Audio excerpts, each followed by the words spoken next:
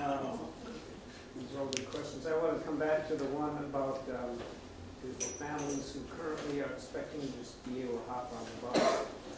We know we've had issues with that in the past, and I just want to make sure that we communicate with all the families multiple times and through multiple media. Otherwise, they're not going to get it because they seem to ignore that kind of stuff. So just want to make sure that we give them plenty of warning if we do this. Yeah, we'd have to be very planful in the communications. Well, on top was it me? Yeah, I think that's it. On Tom's point too, though, the thing I brought up once before was kind of, instead of just saying this is your bus route, sitting out the car and saying you don't have a bus route, you're a walker. It's very concerning to me that we don't know who's on our buses, that these buses pull up and, God forbid something should happen, we don't know who's on these buses, and that was very concerning to me. And I think that can even feed back to the situation you were talking about with Armstrong as well. Did we get people a lot, did we overbook our buses or underbook them because more people rode them than we anticipated because we don't know who's on them? So I'm really glad we're getting control of that. My question, going back to the 700,000, is we were basing that on $1 million piece. Is that $1 million number, so according to this, then the difference, and I guess correct me if I'm wrong, what you're saying is it'll be $300,000 in a sense difference from one contracting in-house? No. Am I? Because some of these savings we could also realize in contracting out. So the difference would be greater. Okay. Roughly how much? Well, certainly the, so use that base of $1 million, $1,047,000 we had.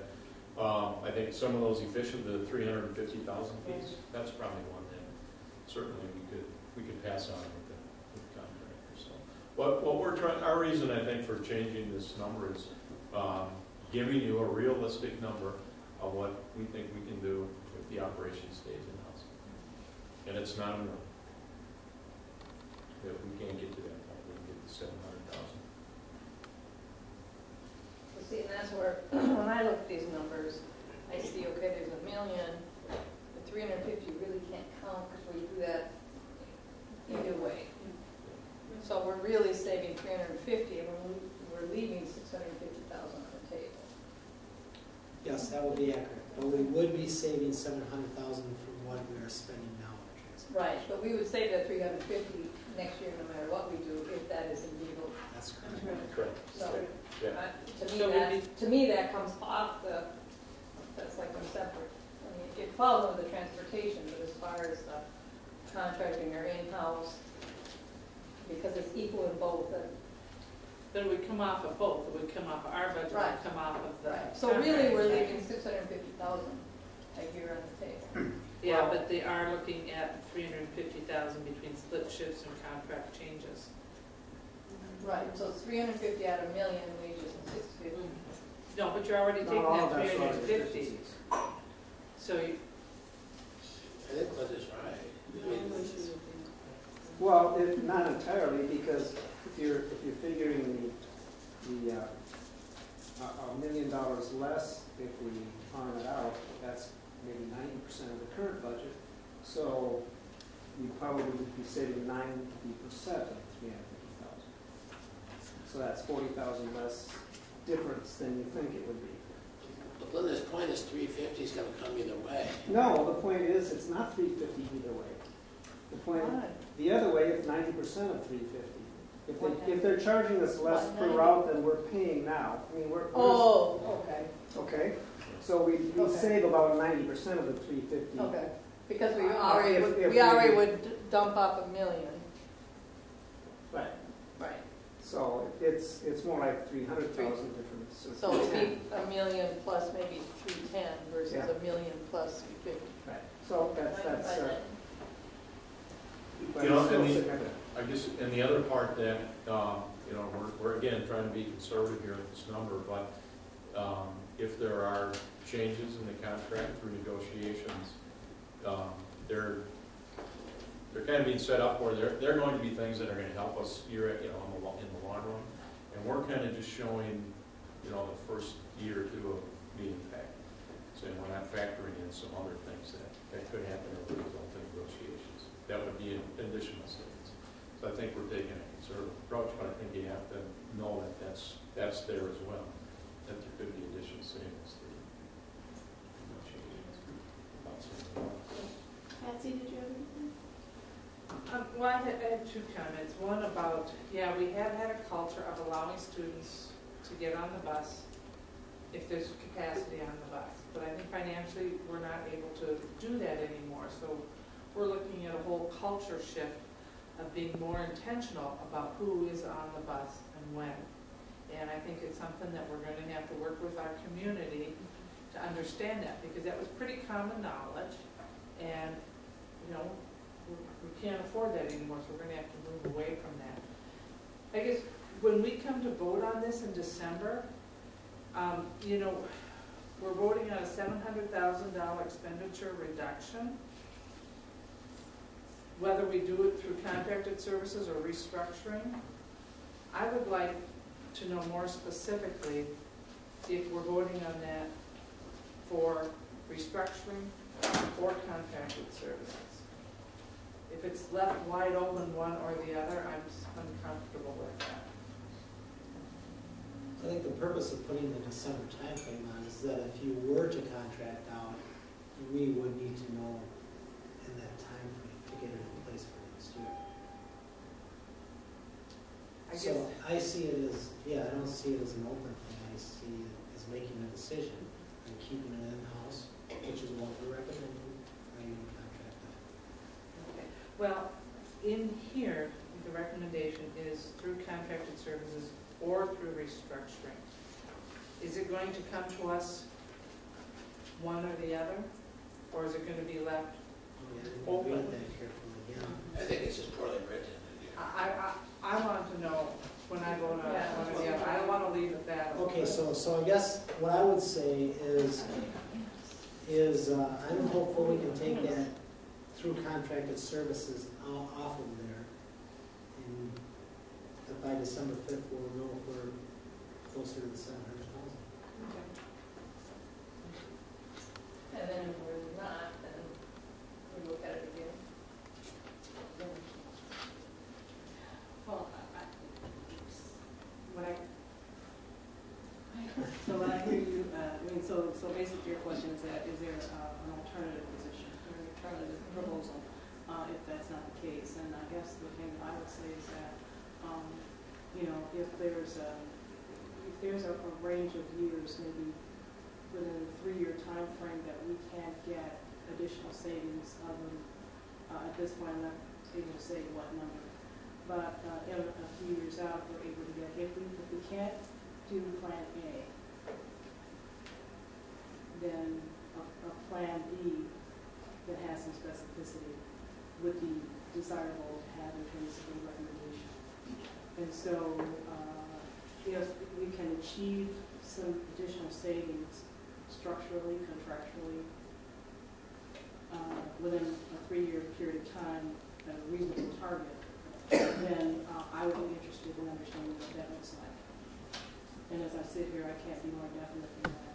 But if these things come to pass, that would be a place that I would like to be able to look at. And in all fairness to the staff, we don't wait until the last minute to say, what about this and what about that? To the extent we can avoid some of that. Because we don't know what's going on. I mean, as you're doing negotiations, as you're talking, we have no idea. We have no way to know.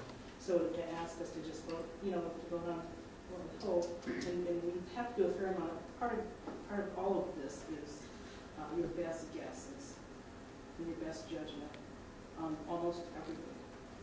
There are not a lot of certainties, so we have to take risks on a variety of things. And so, so I understand. Does that make sense to you? I think so.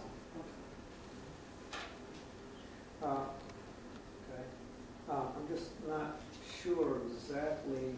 You want see where we could get more savings if we do Well, I'm restructuring? saying that if we have a time, and if we can't achieve everything we'd like to achieve this year, over a period of time, perhaps, no more than 3 years, maybe we can achieve some more. And perhaps we can also still preserve in-house services to an extent. You know, I would like to see us be able to do that, but we need money. Right, so it's not to compare one option versus the other No. down the road, because the option, if we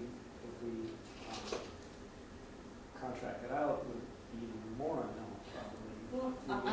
Well, I don't know, and I don't want to speculate right now, because I think that what we've heard so far tells me that there's been a lot of progress that's been made, a lot of dialogue is happening, they're in the midst of negotiations, I am not there, I don't know the answers, I'm relying on the administration to go back and look at this and see, okay, does any of this make sense if we move it out, if we try to achieve certain things in a certain time frame? Is there any benefit to that? I'm not sure there is. And so I can't frame it any better than that. That's what I'm asking. So if you have a different question. Sure. My concern if we push it out 3 years is that if our finances do not improve, this is always our low-hanging fruit. And if there's not significant savings that we realize now, then we'll be continuing to look at this as the trade-off to student services.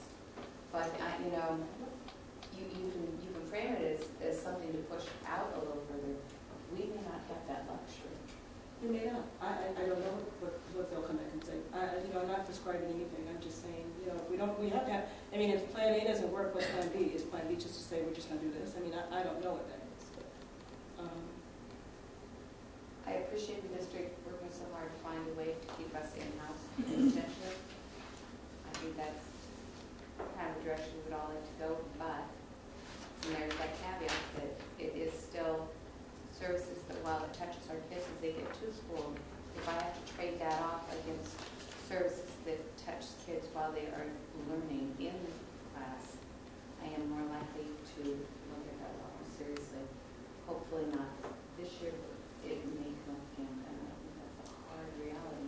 So it seems to me we have a couple of options here. One is, as we have here, keeping it in-house, saving $700,000.